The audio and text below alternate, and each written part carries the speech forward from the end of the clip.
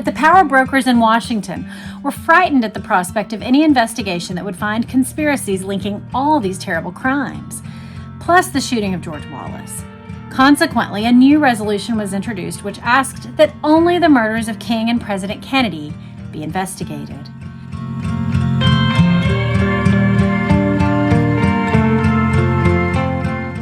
Hello and welcome back to my channel. And if you're new, then welcome. I'm Jess, Connell, and I would love to earn your subscription today.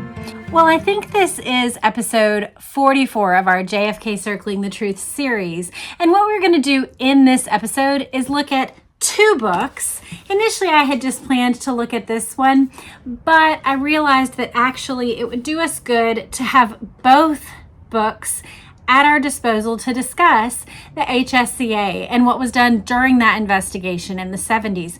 This one is written by Harold Livingstone and Robert Groden. High Treason was published in 1989. That Day in Dallas was published this year by Robert Tannenbaum. It has a foreword by Robert Groden. So we are going to look at both books, but we're going to start with Robert's book, High Treason: The Assassination of President John F. Kennedy, What Really Happened. This book was a New York Times bestseller, and we have read a selection or two from it before in this series, but this one is about the investigation. So I hope that we can really dig in and enjoy it. Banner headlines in the Oakland Tribune on September 17th, 1976 shouted, "New probe of JFK, King, killings set." This was followed by an AP bulletin. Washington. The House today voted to launch an investigation into the assassinations of President John F. Kennedy and civil rights leader Martin Luther King. The investigation of King's death is based on information that includes allegations involving the removal of a black policeman and two firemen from their posts in Memphis shortly before the assassination of the civil rights leader. By a vote of 5-1, Congress established the Select Committee on Assassinations. It was a risky decision, which moved the country one small step closer to the truth. In addition to the pressure that was brought by Coretta King, the widow of Dr. Martin Luther King, for a new investigation, co-author Robert Groden played a major role in the establishment of the House Select Committee on Assassinations. Groden, his wife Christine, and social activist Dick Gregory brought Groden's optically enhanced version of the Zapruder film to the ABC TV show Goodnight America, hosted by Geraldo Rivera. This was the very first public airing of the film, and it had a major impact on the nation. Among the viewers of the nationally aired program on March 6 were a handful of students from the University of Virginia. They got in touch with the Virginia congressman, and at 9:15 a.m., April 15th, 1975, the Grodens showed the film and other evidence at the Capitol to the Virginia congressional delegation. 2 days later, Representative Thomas Downing introduced a resolution to reopen the case. It was coupled with a resolution from Congressman Gonzalez, and this led to the creation of the committee. They note, however, the CIA had planted Richard Helms on the Warren Commission as a liaison, and he did not volunteer any help or information. Chief Counsel Robert Blakey told Groden, he said, "I've worked with the CIA for years. Why would they lie to me?" Of course, I guess not realizing that it's a badge of honor to deceive and lie about CIA operations. The original Resolution 204 put in by Congressman Gonzalez asked that 3 murders be investigated, those of John and Robert Kennedy and Martin Luther King, as well as the attempted murder of George Wallace, which appears to have been a conspiracy linked to the others. But this resolution never got anywhere. Yet the evidence was there to be seen, and it was all too familiar. Sirhan's shots missed Robert Kennedy, while a second gunman executed RFK from behind. Sirhan was that designated patsy. But the power brokers in Washington were frightened at the prospect of any investigation that would find conspiracies linking all these terrible crimes, plus the shooting of George Wallace. Consequently, a new resolution was introduced which asked that only the murders of King and President Kennedy be investigated. Richard Sprague was named chief counsel, which Robert Tannenbaum goes into in more depth. That was the person that he worked most closely with. The establishment had given a few selected critics access to the interviews with the Warren Commission. The goal was to minimize damage and, if possible, to prevent the truth from coming out. On December 10th, 1975, the United Press reported this. Representative Thomas Downing, calling for a congressional investigation, said Monday he believes a, quote, foreign conspiracy supported by a domestic cover-up led to the 1963 assassination of President Kennedy. In August of 1976, a United Press dispatch talked about data that had been collected that suggested right-wing Cuban exiles sought Kennedy's assassination in retaliation for his withdrawal of air support for the Bay of Pigs invasion. The material also alleged that then Vice President Richard Nixon was the CIA action man in the White House. Interestingly, it says Senator Schweiker said he believed the key to Kennedy's slaying lay in Oswald's relationships with both pro and anti-Castro factions. That was reported by the San Francisco Examiner. And it is one of the things that you have to come up close to if you're going to get a full picture of Oswald. Why was he in connection with both sides? Why was he in connection with communists and with white Russian elites in the Dallas community? According to an internal CIA memorandum, E. Howard Hunt, the Watergate burglar and longtime helper of Richard Nixon, while working for the CIA, was in Dallas on the day President John F. Kennedy was murdered, and Nixon later admitted that he too was in Dallas on the same day after denying it for some time. Later, after Arlen Specter's colleague Richard Sprague was fired as chief counsel of the Assassinations Committee and replaced by Blakey, co-author Harrison Livingston asked Blakey about the memo. The memo does not exist, he said. It never happened. This is a lie. This story has done terrible damage to Howard Hunt. So that's what was said by Blakey. Like his colleague Howard Hunt, Frank Sturgis, quote, one of the 6 Watergate burglars, has been named in the Warren Commission documents as the author of false stories about Lee Harvey Oswald. Slowly through the investigation and suddenly journalists having the right to dig a little bit, bits and pieces of the truth began to emerge. The New York Daily News told this chilling detail. Quote, a former spy says that she accompanied Lee Harvey Oswald and an assassin squad to Dallas just a few days before President Kennedy was murdered there on November 22nd, 1963. Marita Lorenz, former undercover operative for the CIA and FBI, which, let's remember, Oswald purportedly may have been both of those things as well, told the news that her companions on the car trip from Miami to Dallas were Oswald, CIA contract agent Frank Sturgis, Cuban exile leaders Orlando Bosch and Pedro Diaz-Lanz, and 2 Cuban brothers whose names she does not know. She said they were all members of Operation 40, a secret guerrilla group originally formed by the CIA in 1960 in preparation for the Bay of Pigs invasion. Ms. Lorenz described Operation 40 as an assassination squad consisting of about 30 anti-Castro Cubans and their American advisors. She claimed the group conspired to kill Cuban Premier Fidel Castro and President Kennedy, whom it blamed for the Bay of Pigs fiasco. She said Oswald later visited an Operation 40 training camp in the Florida Everglades. Ms. Lorenz claimed that this meeting was attended by Sturgis, Oswald, Bosch, and Diaz-Lanz, former chief of the Cuban Air Force. She said the men spread Dallas street maps on a table and studied them.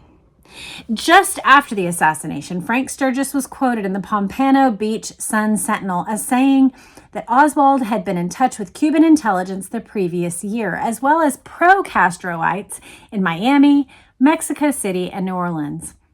For his part, all we know is that Oswald had clearly stated, "I didn't shoot anybody."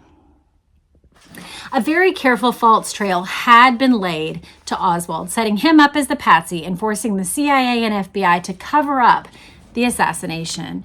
Who laid that false trail? The evidence is clear and strong that Oswald had, in fact, worked for intelligence agencies and that elements of the CIA had killed the president in concert with other elements of the power structure of the country. The Oswald transcript, which is the transcript of when Oswald showed up in Mexico City in late September and telephoned the Russian embassy. There was a transcript made and it was circulated in CIA offices. According to a CIA translator, it aroused a lot of interest. Quote, "They usually picked up the transcripts the next day. This they wanted right away." What the transcript contained is a matter of some dispute, and the CIA says it routinely destroyed the tape before the assassination. But some people who saw the transcript or heard the tape before the assassination recall that Oswald was trying to make a deal. One of them is David Atlee Phillips, a former CIA agent who had been stationed in Mexico City at the time. Phillips recalled that the transcript revealed that Oswald told the Soviet embassy, quote, "I have information you would be interested in, and I know you can pay my way," talking about going to Russia. The Warren Commission later concluded that the Russians and Cubans were not much impressed by Oswald. Even after Kennedy's assassination, the CIA failed to turn over to the Warren Commission the full transcript of that telephone intercept. When asked if they could explain the agency's actions, some CIA officers stationed in Mexico City at that time said that the CIA may have had a relationship with Oswald that it was seeking to conceal. The CIA has denied this. And now we're given some important conclusions of the overall picture. And these are the things that when you are talking with your average Joe friends, they likely do not know. They don't realize that our own government has concluded what we are about to read in the next couple of sentences. David Bellin, an assistant counsel to the Warren Commission, he's one of the people who asked a ton of the questions, but he would go to the individual interviewees who did not appear before the full council, and he would do some of the interviewing. David Bellin was assistant counsel to the Warren Commission. He said that if the Warren Commission had known of Oswald's conversations and other new information, it would have been less sure that the assassination was not part of a foreign conspiracy. 2 years later, so this is at the end of the HSCA, the Assassinations Committee found that there were at least 2 gunmen firing at the president and that there was probably a conspiracy.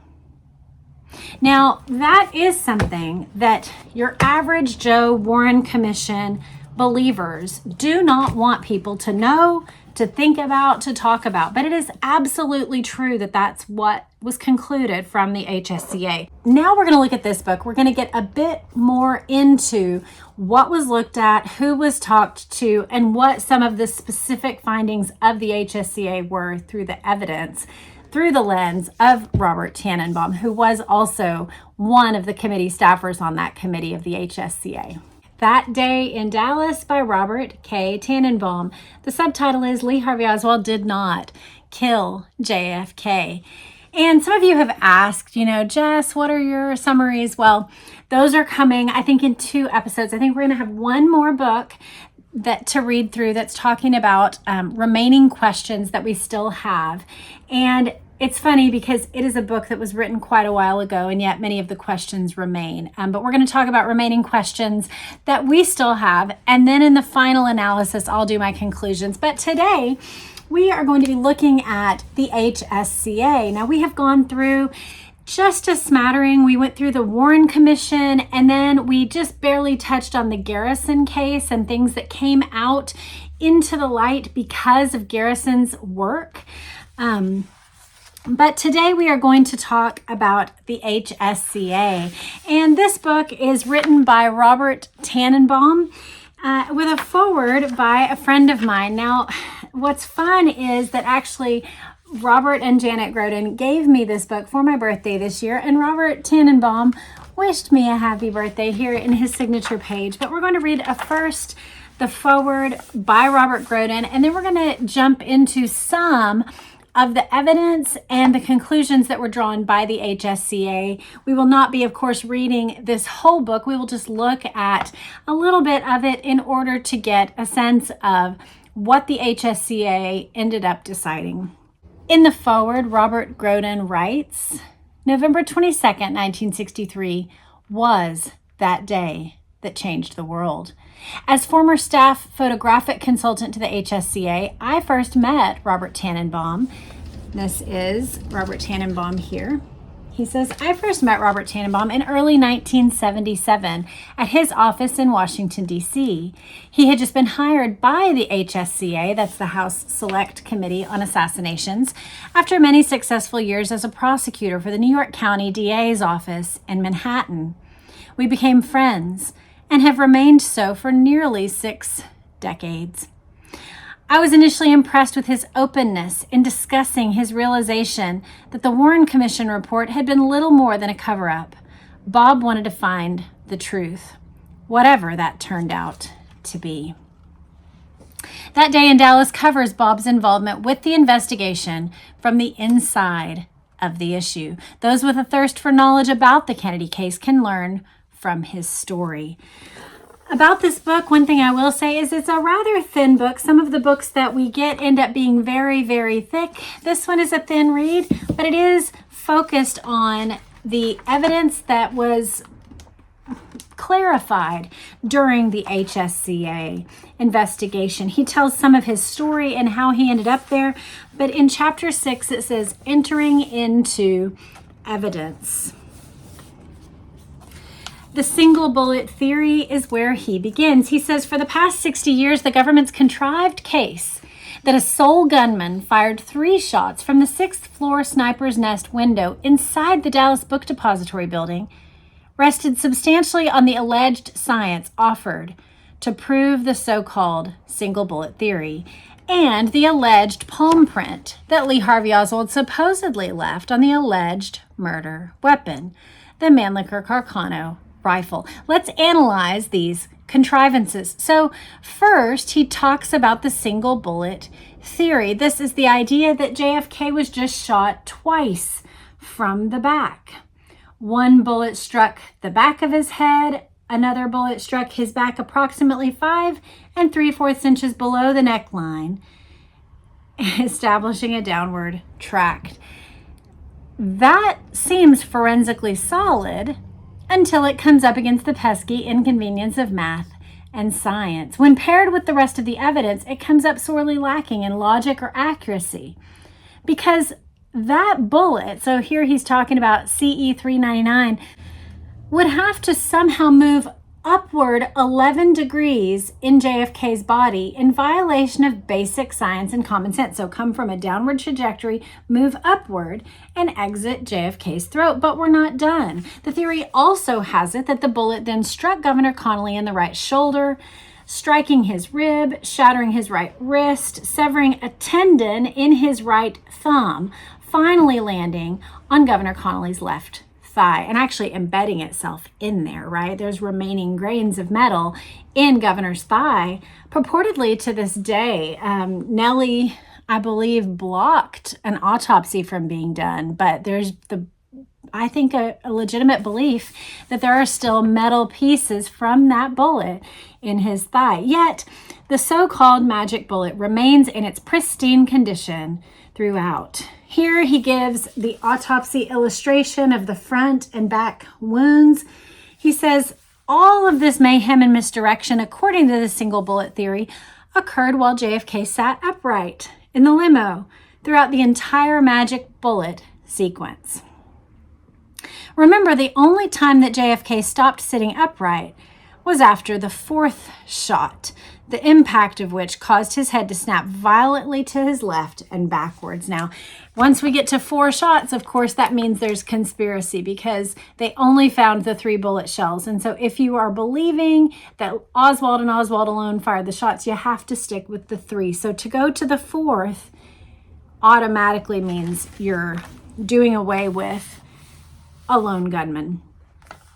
He takes a look at the magic bullet. We have done that in Josiah Thompson's book, but he does talk about the ways that was analyzed during the HSCA. He talks about neutron activation analysis, offered as the principal testing component for comparative bullet lead analysis. It was used to confirm that bullet fragments in Governor Connolly's right wrist matched the virtually pristine whole magic bullet, CE 399. Here he has a really helpful graphic that actually gives a visual of one of the things that we talked about much early in this series when we went through Josiah Thompson's book about the bullets. He shows in this one graphic, number one is CE 399. So that's the one that supposedly went through both men, making, I believe, 7 wounds. Is that right? 1, 2, 3, 4, 5, 6, 7 wounds. These two are the ones that were shot through cotton wadding. So they are the closest in shape and condition. This one, the bullet broke the goat's rib, and you can see it was dramatically changed in size and mushed up at one side. This one broke the cadaver's radius and wrist, and it's completely missing its tip.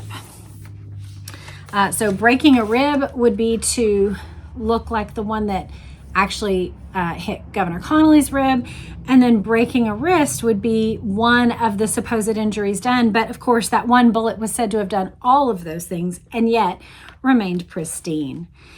He talks about the palm print, which we haven't done in detail, so I think we'll slow down for this section. He says, a few minutes after discovery of the rifle in the book depository on the 6th floor, Lieutenant J.C. Day of the Dallas PD examined it with a magnifying glass and later applied fingerprint powder to the side of the metal housing near the trigger.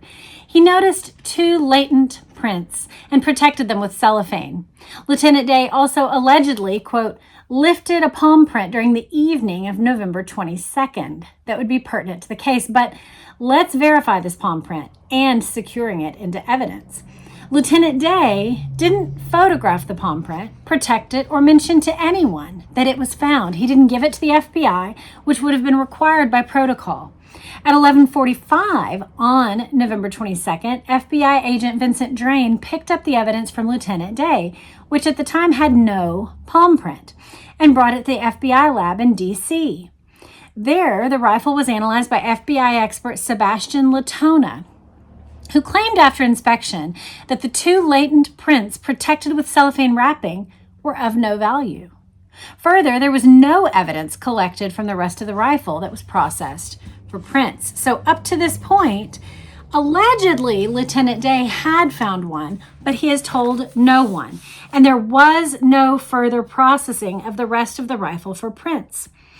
So that would be Sebastian Latona, also stated that there was no trace whatsoever of a print, palm or otherwise, or of a lifting of a print. No trace of prints, no trace of lifting of any of the prints having been done. It was Lieutenant Day's testimony that the reason he took photos and protected the 2 latent prints, but not the palm, is because he was ordered to do so by Chief Jesse Curry. But in an FBI interview, Lieutenant Day said that he received those orders from Chief Curry shortly before midnight. Therefore, Lieutenant Day would have had about 4 hours to complete the processing of prints, etc. Remember that when Lieutenant Day handed the rifle and all evidence to FBI agent Vincent Drain and mentioned the latent prints, he said nothing to Drain regarding a palm print.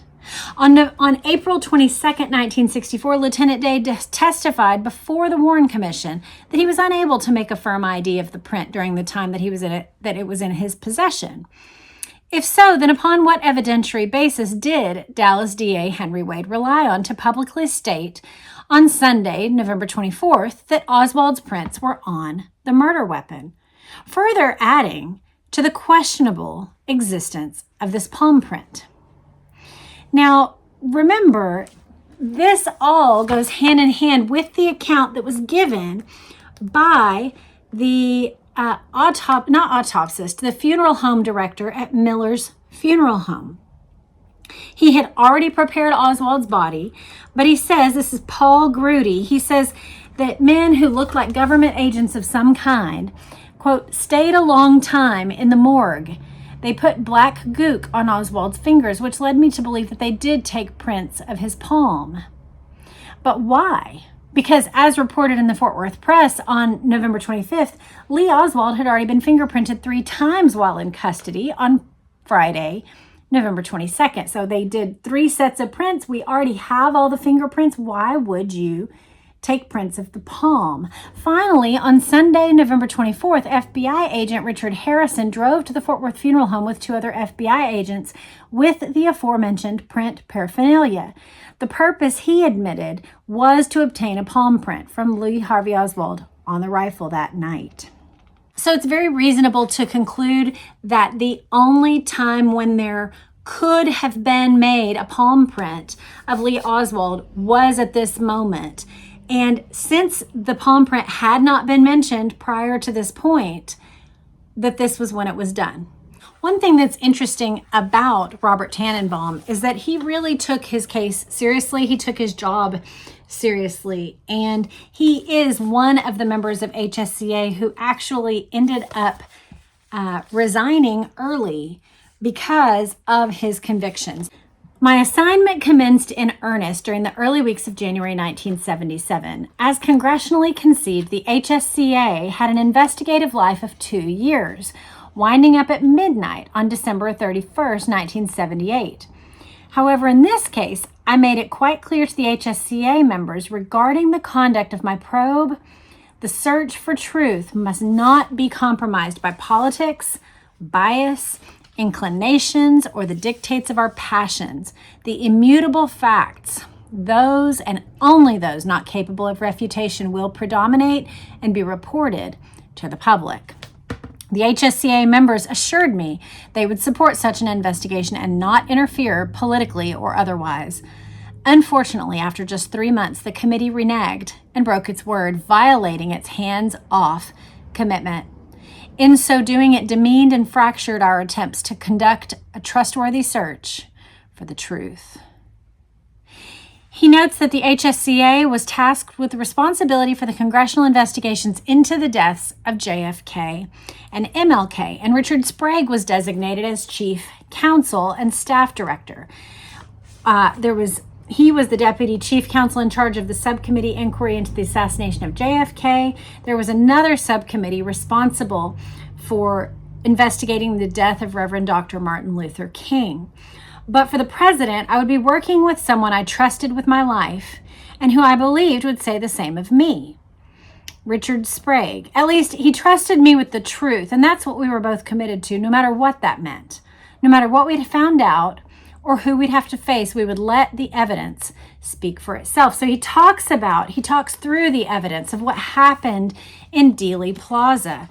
There's a beautiful map in this book, actually, that lays out very clearly each of the buildings, what the route was, and labels everything really nice. He talks about the witnesses and exhibits, and he specifically talks about S.M. Holland. Now, S.M. Holland, you might remember, is one of my favorite witnesses because he's just so plain spoken. He's so certain about what he saw. He never deviates. He never adds to it. He's very, very simple, Texas, straightforward man.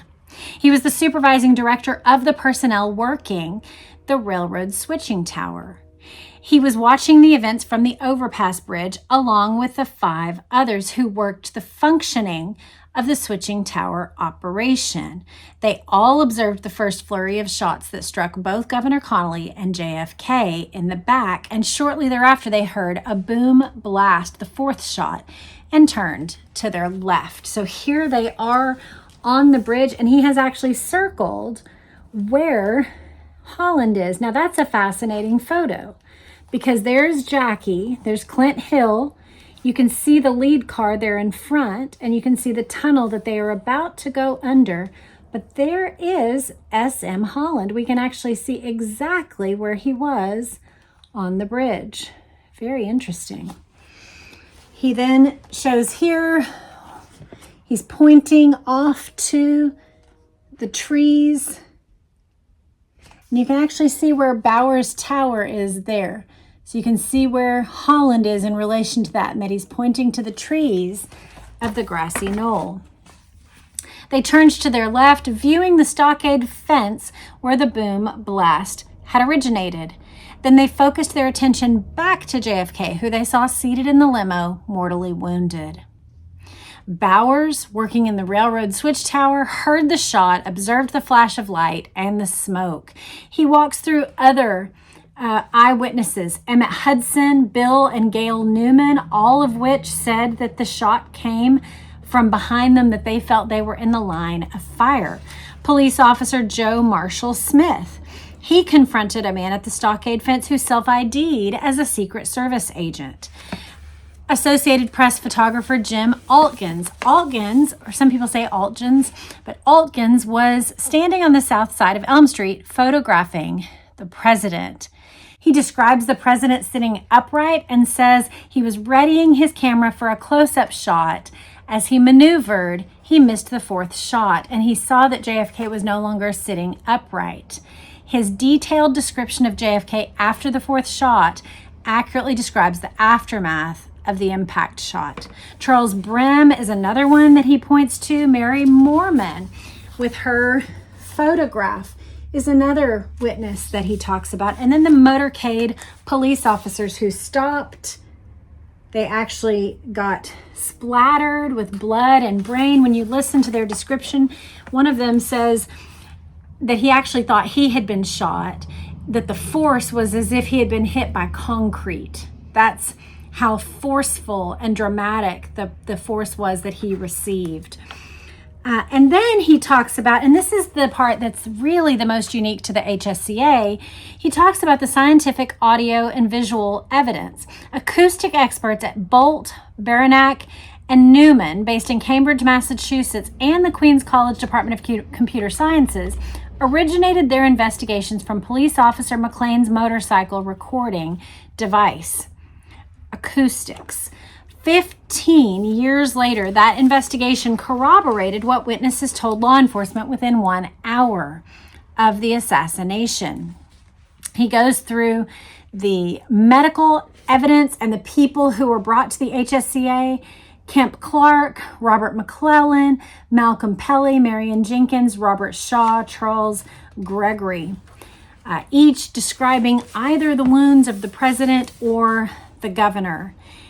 And he summed it up this way: if the government's case rests upon evidence, it falls far short of the extent of evidence which would be necessary to obtain a conviction of Lee Harvey Oswald in any court in America, legally speaking.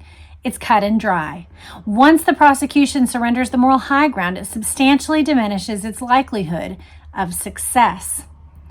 Through my committee service and role in leading the congressional investigation, I've been afforded exceptional access and uniquely equipped to provide these stunning and shocking immutable facts. He talks about people who assisted him, like Josiah Thompson, and just concludes that the government's evidence falls flat.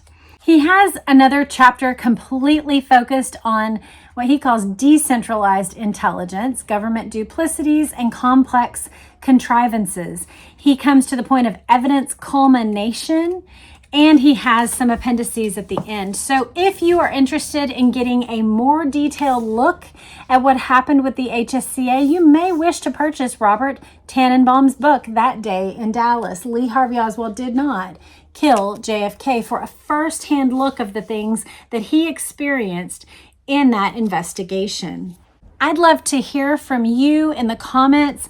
What books have you read about the HSCA? Are there books that give additional information or a robust summary of everything that was found? I know Robert's books, especially JFK Absolute Proof, Robert Groden goes specifically in detail about the acoustical evidence that was found in that dicta belt, police belt. What other resources do you know about? Leave them in the comments. And let me know what you found helpful about clarifying what was done in the HSCA. This is a quick overview, and yet it gave us a look at the kinds of things that were examined. I didn't realize that there had been only a 2-year limitation on that committee. That seems frustrating given that the 10 months of the Warren Commission was actually only 7 months and actually only 49 meetings of the committee members and had to be wrapped up before the election. So I would have loved to have heard that this one was given the job of finding the truth wherever it might lead, however long it might take. So it's kind of frustrating to hear that it had a 2-year life cycle. Let me know what stands out to you and what you noticed. We are going to be looking at this early book next time called Proof of Conspiracy. It was published in Australia, and an Australian listener mailed it to me. Thank you, Dawn. This is so kind. And we are going to look at some of the outstanding questions, some of the remaining questions that exist in this case.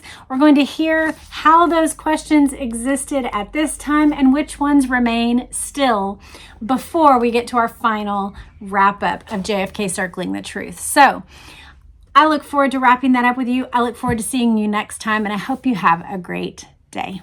Bye.